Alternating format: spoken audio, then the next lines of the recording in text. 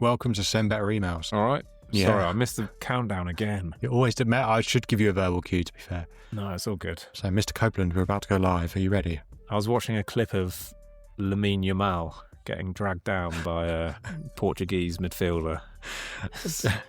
How have you managed to do that? Because we were talking about what we're going to talk about this episode, and somehow you found like a 2-second gap to watch a football clip. How did that happen?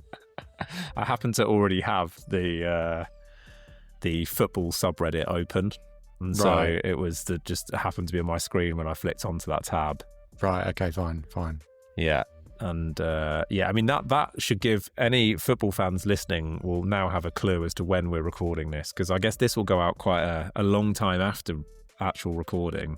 Yeah. I hope email trends don't change the next 3 weeks. Otherwise, this will be It'd be really out annoying. of date. Yeah. Maybe email marketing will finally be dead. Yeah. in You mean 3 it's not weeks. already? No. And that is a good segue That into... is a good segue. Yeah, we're doing myth busting today. This is kind of like a bonus episode, I guess. I don't know whether we'll release it on a Monday or a Thursday, but we're gonna flip things around a bit, because whereas previously in these bonus episodes, Jamie has been feeding me like the fun stuff that I have to work with. This time I'm going to be feeding him the myths, and he's going to be sharing his thoughts, analysing, dissecting on the spot. Jamie, you haven't seen these myths. No. So this time, James will be giving the myths. I'll be receiving the myths, and I'll give you... What am I supposed to do when I've got them? Just riff on them. Just say, is it true? Is it false? How much? Okay. How many kernels of truth are in these myths? Are they complete BS? You know, and then maybe you can give them like a score. I don't know. I feel like the scoring system works well in these special episodes. Like maybe you rate them out of 10 based on like how BS they are. So 10 out of 10 is like full BS, Okay. not even a kernel of truth. 1 out of 10 is like, actually, that's not really a myth, that's true. Okay. Cool. Let's get the kernels going. I'm going to get my myth-busting glasses on. All right. Because an interesting trend, James, just whilst we're here. Yeah. People are watching us more now as opposed to listening. Before, we were heavily skewed towards listening. Now we're heavily skewed towards watching. That worries me, because I definitely don't optimize for appearance when going onto these podcasts. Have you ever optimized for appearance? It's looks maxing. That's what the Gen Zs call it, looks maxing. Looks maxing. Yeah, we're doing... That's a roll of the tongue. Optimize for appearance is what the email marketer would describe it as. But yeah, it's looks maxing. It's like maximizing how good you look based on your kind of fundamental assets. Have you not heard of that before? No, I didn't know that. So what would I do to be looks maxing? Well, put on your myth-busting glasses would be a start. Okay, yeah. Okay. There we go. Looks maxed. You're right. It doesn't roll off the tongue. I think I might have got this wrong. I don't know. Yeah. Anyway. Hopefully there's no Gen Z people listening. Yeah, there won't be.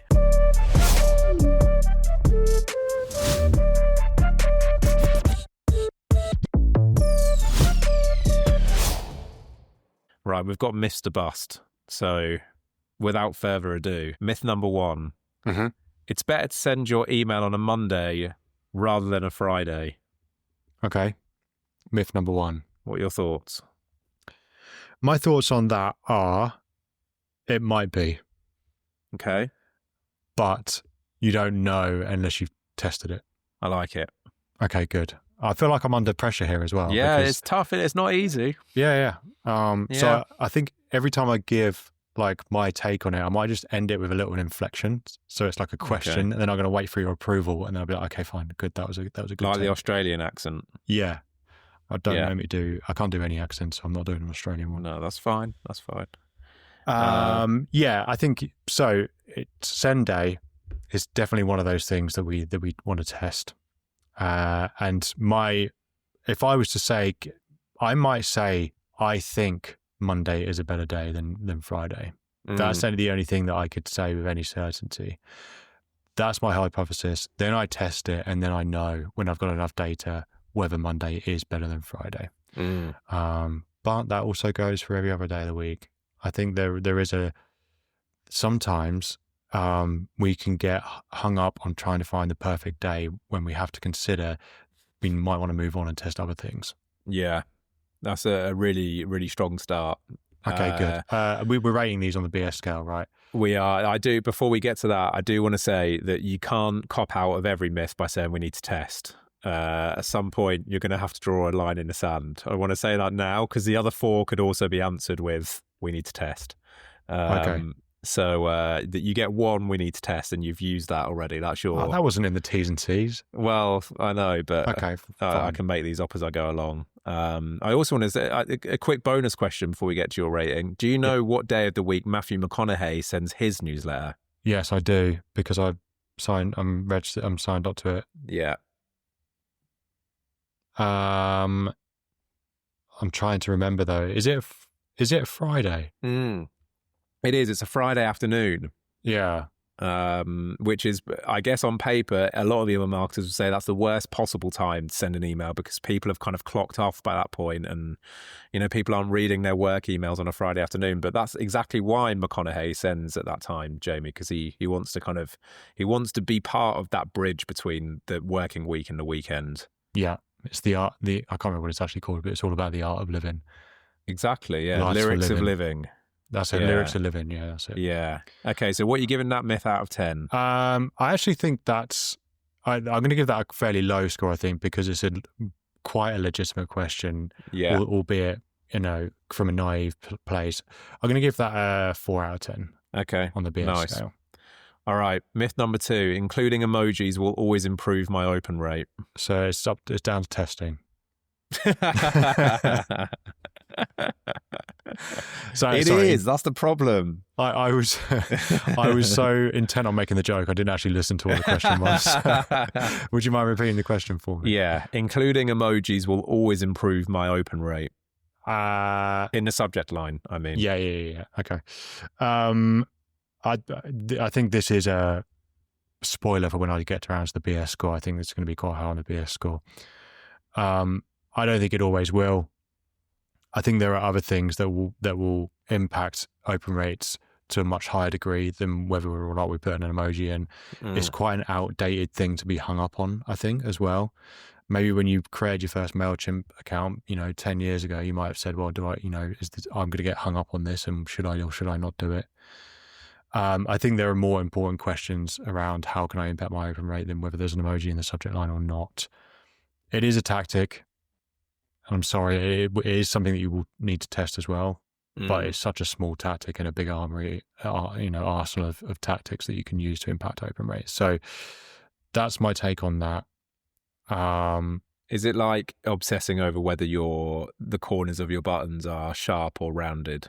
Yeah, I think so. It's a kind of a very cosmetic thing. Look, it does do good work. I could open my inbox now and there are many subject lines with an emoji in, but the ones that I definitely know are newsletters. So are they standing out like I think they are is the other thing. Difficult one, something to test. Everyone's got different opinions on it. Your audience might be different. How many caveats can I get in here? Yeah, no. Kind of situation, but it is true. I mean, a lot of these myths will have caveats, of course. I think probably the most powerful use of emojis that I see is when a brand chooses one emoji and just always uses that. I think that's quite an interesting use of them. Yeah. So like if you manage to associate your brand with a particular emoji or like a particular color, and maybe you just include like the circle of that color. So you're always sending something purple in your subject line. Then that's quite interesting. But yeah, I get one here from a guy called Rob from Salmon Labs, and every single subject line I believe starts with like a little sushi emoji. Yeah, see, that's nice. So it's recognizable, and we spoke about email brand, as well, and that probably plays into that a little bit in a previous episode. Yeah, okay, I like it. So BS score, I'm going to put this quite high, actually. I'm going to go, maybe this is I feel quite strongly about that. So okay. I'm going to rate it quite highly. Maybe we can't do 7, mustn't do 7, so I'm going to rate it 8. Why? Why not 7? Is that a rule? Yeah, there's some podcast or something, or some creator who says you can't ever rate it 7 because it's a bit of a cop-out score. Okay, yeah, fair. I get that. All right. Third myth: recipients will get angry if you miss an email. Oh, this is another one that's. I think Can't test for anger. I mean, you can't. Well, you probably could. You probably could. Yeah, I think that is a bad myth. I think if you think that, I would say 99.9% of the people that send emails out are doing any form of email marketing. If any one of them think that, my first reaction would be, get over yourself. Mm. I think the impact of missing a week is felt by you, not by your audience. And so if it's going to negatively impact anyone, it's going to negatively impact you in terms of like your momentum, in terms of like the likelihood that you're then going to miss another one straight afterwards, and about the results that you may have got if you had to send an email, all of that stuff. I think no one's going to get angry if you miss an email, unless you're someone like Ticketmaster and you've just said that you're going to announce a show and that tickets will be live on this deadline, but the email never gets sent. Then people might be angry. You'll get all the Swifties after you or Oasis fans. But I think for most people, no one's going to miss your email, if I'm honest.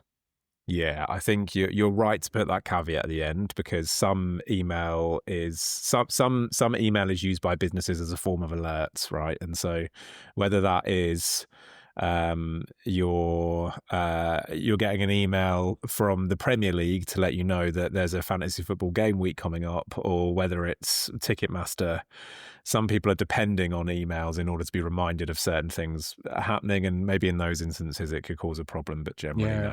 But that's a weird grey area. Those alerts emails, just quickly on a tangent, those alerts style emails where you might be expecting them, they're kind of in that weird grey area of marketing, but also maybe transactional. Yeah, I know what you're saying. Yeah. It's not, that's what I said, that I think those are slightly different. And obviously transactional emails like order confirmations and delivery notifications and all that stuff, that people are going to get angry if they don't get those sometimes. But pure marketing emails and particularly newsletters, I don't think. So I'm going to rate that quite high. I'm going to rate that 8 out of 10 as well. Okay, nice. All right, myth number 4, boring looking emails get less engagement. We know this to be for the opposite to be true. So I don't know if we wanted to talk about that too much, other than to say that I'm going to use that T word again, not testicle, but testing, where we have tested this and engagement is always much higher if we strip things back. But the important thing here is what that says about the variety in the comms that you're sending. So someone, we're talking about sticking out in the inbox. We're talking about making a higher impact when we land in the inbox as well. And we're doing that. If we're sending a plain text email, we strip it all back. And plain text doesn't just mean take the divisors and the header out. It means format it like it's a plain text email, like it's coming from one inbox to the other, not from an email platform. Those are more personable. They tend to get higher engagement. And there's only one example in the past 2 years where we've sent a plain text email and it didn't get better engagement. So that's what I have to say on that. Yeah, it's kind of crazy, really, isn't it? Being able to say that is kind of crazy, because this isn't something that we've tested 3 times and one of them didn't work and 2 of them did. Like, we test this regularly, so the ratio must be significantly in favor of boring looking emails getting more engagement, sometimes significantly more, Jamie, as with the recent tests, significantly more. And so it's This isn't just a myth that kind of has kernels of truth. I would say this is actually, maybe I'll go as far as say it's misleading, Jamie. What do you think? Yeah, 100%. I think and you've purposely tried to mislead me and the audience here with that question. I have. You're a tricky customer. Yeah. You're Well, like I try and Game catch of you Thrones. out. Yeah. I'm actually rewatching that, funnily enough. Yeah, I know. That's why I dropped it. Oh, fair. Okay. I forgot I'd mentioned it to you. Yeah. Okay, so I'm expecting a big score here. Yeah, and just to say, scale. this isn't bullshit that we've tested this, and last I think it was last week I reported one to you, James, where we said, okay, we've got some webinar spots to fill. So we want some good engagement here. It got 10 times as many clicks because we elected to do a plain text email. So yeah, a high BS score. I'm going to go 9 out of 10 there because I'm saving 10 out of 10 for something that's really heinous. Okay, I mean, we've got one myth left, so this better be it, I suppose. Okay. Yeah. I hope the heinousness is on a level for you. Yeah. Sending to fewer than 100 people is pointless. There's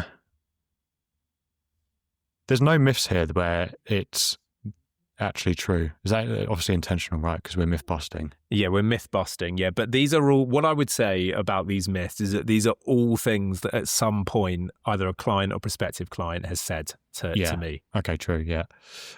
No, emailing less than 100 people is worth it. The analogy that I always use is you would be, unless you're Stephen Bartlett, which I think even he would be very happy to have less than 100, 66 people in a room, and to be able to speak to those 66 people in that room. If we visualize our audience like that, all of a sudden emailing 66 people feels different. Okay, it's not as pure a form of engagement as having those people's attention in that room and, the buy-in they've had to exhibit to be there in that room. But if we want to visualize 66 people, not 66 email addresses that are listed in my list on my ESP. These are people that are signed up to hear from you. You should send them something. And something that you've brought up a couple of times on this podcast in different episodes is 66 private yacht buyers are different to 66. Why can't I think of something not very costly, like office stationery supplies? Yeah. We're talking about high value individuals there. So it depends on what you're selling. It depends on all of these things. But I think there are very few examples that I can think of where emailing less than 100 people is not worth your time. Yeah, I'd throw in a quick acknowledgement of segmentation here as well, because yes, your total list might be under 100 people, and even in that instance, we'd say it's worth it. But also, we work with some clients who send a newsletter only for their current clients. They have a client newsletter, and there's only 45 people on it, for example, but they are all people that pay them every month for their service, and they're all people that might pay them more for different services. So this 45 there's a huge vested interest for the business to spend time and effort emailing this 45 people because they're incredibly high value. They want to keep them sweet. They want to have that point of contact. And there's always the possibility of upselling them a service, or getting them to leave a review on something, or nominate us in this award, or whatever it might be. So, to echo your points, Jamie, yes, it depends on the people in question, but generally, it's always worth sending those emails, even if it's to a small list. Yeah, agreed. I think, and so this is a myth that's been busted. I think one thing I would say as well is, my train of thought is gone. Sorry, that's me sapping away at your train of thought. Yeah, no, it's all right. My own train of thought came barging in and derailed yours. Your unstoppable force met my very movable object. Yeah, no, I've lost my thought there, but I think, no, I've got it back. Sorry. So some people, other marketers will talk about how one email subscriber is worth 100 social media followers. Okay, so if you've got 66 people on your list, you're talking about what could be, the same value as over 6,500 Instagram followers or whatever. If you're a business that has less than 100 people, okay, well, you might be posting 5 times a week on LinkedIn, and your LinkedIn page has only got like 1,000 followers or whatever. So, do that maths as well. I would say to kind of put it in perspective. Very nice. Give it a score. This one, I'm going to go 9.5 out of 10. Wow. Okay. Didn't quite hit the 10 out of 10. On the myth I'm going to say 10 out of 10 for something else. My father-in-law actually says you can never get 10 out of 10. True. because there's always room for improvement. But Yeah, I guess. maybe that says something about what my father-in-law says about me. But he said, "Don't worry about the 10 out of 10. Just focus on getting 5 first." No, very nice. Well done, Jamie. We'll no doubt do more myths because there are plenty in email marketing. We didn't even do the big one, which is email marketing is dead, the one that we flirted with at the start of the of the segment. So that's just like that's a clickbait myth, though, isn't it? Everyone knows it's not. I mean, there might be some people who think it is dead, but I read that social media is dead the other day. So did you? R.I.P. Social media, no. Yeah, I don't know. I mean, maybe we all are, to be fair. I was on it. I've been on it like 5 times today. I can't be that dead. Yeah, no. Anyway, right. Thanks for that. I enjoyed being asked questions. I think you did really well on the spot. Thank you. Yeah, good work. Okay, well, good to see you, mate. Yeah. Nice chatting. Yeah, likewise. All right. Ta-ra for now. Bye. Bye.